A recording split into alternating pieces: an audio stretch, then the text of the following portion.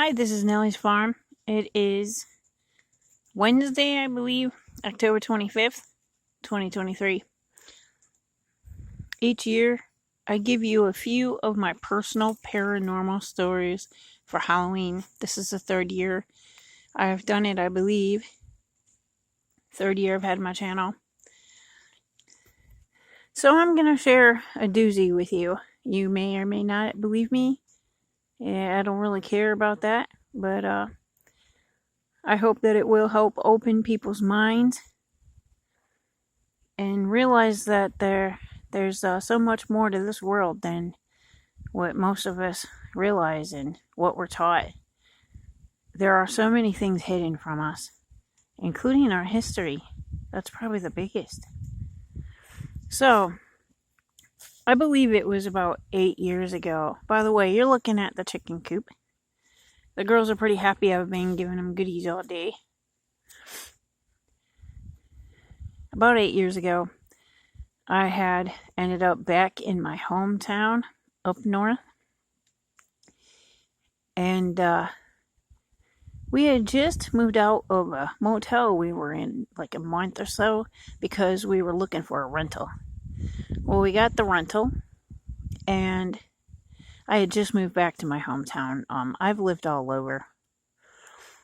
The very first night at this rental, we didn't have much furniture or anything. We're starting over pretty much, I'm sleeping on the living room floor about, I think it was like 2:15 a.m. And it was winter. It was cold. My daughter woke me up.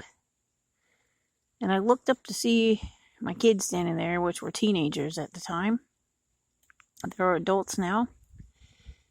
And my daughter had tears in her eyes. I think she was like 14 then. 15 maybe.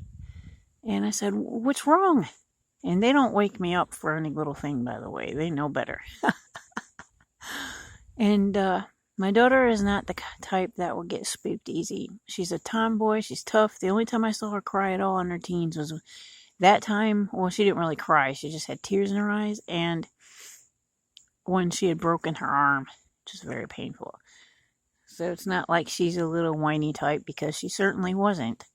But she told me that she had seen Bigfoot out the window. This was at night or early morning. So I sat up and I said, "Well, explain what happened."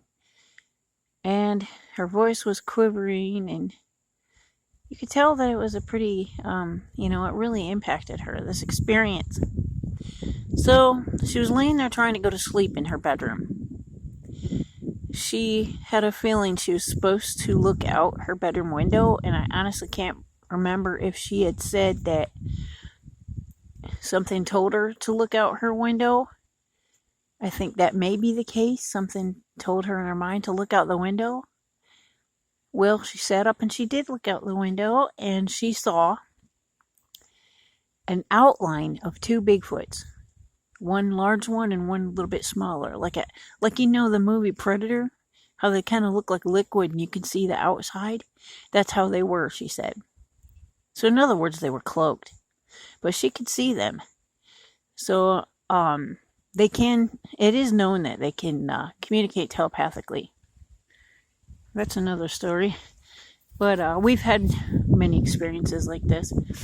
But anyway, the next morning, so I go out, and sure enough, there's footsteps in the snow. But the neighbor's dog, which he's always over bugging us, he was sniffing them, and he was walking around and kind of messing up the footsteps. But I had enough time to go out and see that I did see the footsteps. And I did not document it. I did have a phone, but that was when I just started taking pictures on phones. And I just made the jump from Facebook and a computer. I just got on Facebook back then to my phone. But I really don't care about proving anything. I could have done that probably 100 times. But I don't care about that. I don't have anything to prove to anyone. But anyway, true story. Now, that is just one of many, many, many incidents like that. That's probably one of the bigger ones because she actually saw them. So I just wanted to share that with you. right in the middle of a big city, by the way. They're not just out in the country. The activity, as far as Sasquatch goes, started with us many years ago, kind of out of the blue, and it's been on and off since.